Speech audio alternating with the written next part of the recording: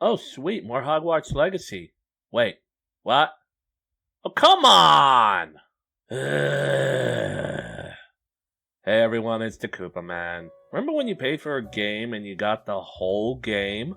Yeah, me neither. Even worse is the way that some companies seem to want lock content to games they don't own or publish behind their failing consoles. Looking at you, Sony, you've been doing this for over a friggin' decade. Anyway, back on topic. There used to be a time where a gamer only needed to pay a single price for a game. Now there is so much luck behind exclusive missions or paid DLC, or even worse, limited time content, that it's starting to make the industry look very robber baron-esque. Take my previous outburst, for example. I, like many people who aren't the far-left loony, am extremely excited for the new game Hogwarts Legacy. I mean, I grew up on the Harry Potter books and movies, and it's a wholly original story set in the mid-1800s. This is the kind of game I've been waiting for without even knowing it. But during the State of Play from September, it was announced that a whole side quest route would be locked behind the PlayStation brand, meaning if you want the full game, you need to get the Sony version. Sony has had no part in developing this game, nor are they the primary publisher. However, like I stated in my exclusives videos, and you should go watch that, the link will be in the description, they see no problem with denying content from any consumer that doesn't purchase their console. A console which has recently raised its price by about $100 and is still having severe hardware issues.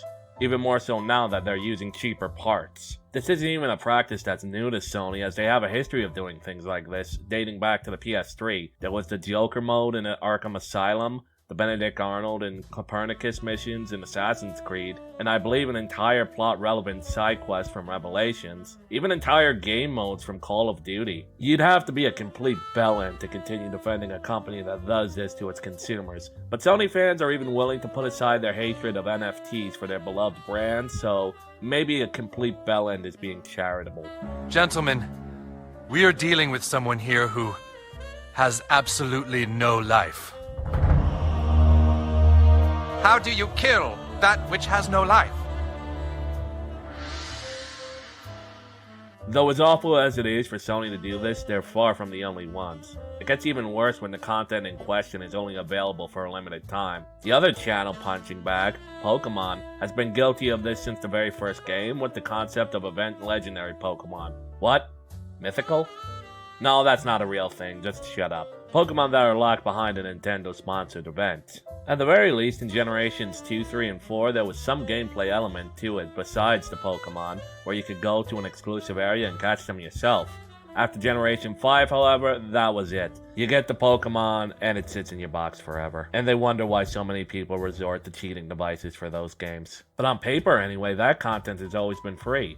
Well, there was a save data bonus legendaries in Brilliant Diamond and Shining Pearl and Legends Arceus, but that's beside the point. That point being that sometimes the paid content just straight up goes away forever too. In Dragon Ball Xenoverse, an entire character, Super Saiyan 4 Vegeta, is completely locked this way, as is the bouncer weapon in Ratchet & Clank's movie game. You would have to modify the code to unlock them, as they were pre-order bonuses to get you to buy the game early. Yeah, that's even more scummy. Then there's the times where content is erased from history completely KGB style, like Yoda and Darth Vader DLC for Soul Calibur 4, or the entire digital existence of the Marvel vs. Capcom series, both of which became unavailable post the Disney purchase of Marvel Comics and Lucasfilm. That at least has some legal explanation. The same cannot be said for the Hurricane packs from the original release of Ninja Gaiden on the original Xbox, or Ayane's entire playability in Senran Kagura. Those just got plain discontinued. As did entire multiplayer modes in countless games, usually first-person shooters, but not always, due to closures of servers. This is why I don't invest into MMORPGs. Why pay into a game that you don't physically have on your device and will, inevitably, someday go away? A moment of silence now for all the fallen MMORPGs and other limited service games.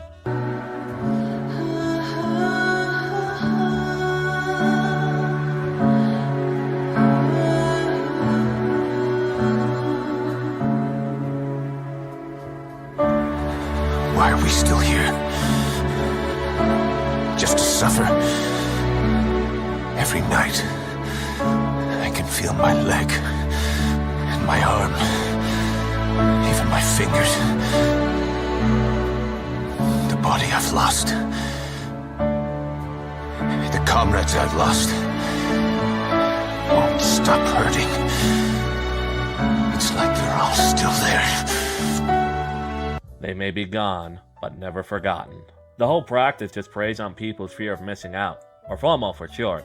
Like it has been said, people are dumb, panicky, dangerous animals, and you know it. They also do not like it when they feel they aren't part of the next big current thing. Unless they're a contrarian who compares liking Elden Ring to supporting Nazis. Hence, pre-order bonuses and limited time content preys on the urge to feel part of that belonging. Whereas in prior days, content was just part of the whole game and you got it in the initial lease. Between Sony exclusive content and their Pokemon events and service model games with limited time events, the anti-consumer attitude is sickeningly clear. As a gamer, it should be imperative to want what's best for the industry. Allowing for companies to just take away playable content that they had no part in developing isn't that, and could be considered theft. It reminds me of a video I viewed about games as a service model being fraud, which I think I'll link in the description, where the presenter gives the legal case on how service model games are not only predatory but may in fact be illegal. And I imagine that's what it's going to take to get these companies to at least dial it back, is a legal case being presented to one of the major companies to scare the rest into line. For the most part, it did the job for loot boxes. This really isn't a free speech issue as it's a consumer rights issue. Gamers deserve to be treated like consumers, not walking piggy banks. But that's what I think. Anyway, this has been the Koopa Man. Game on.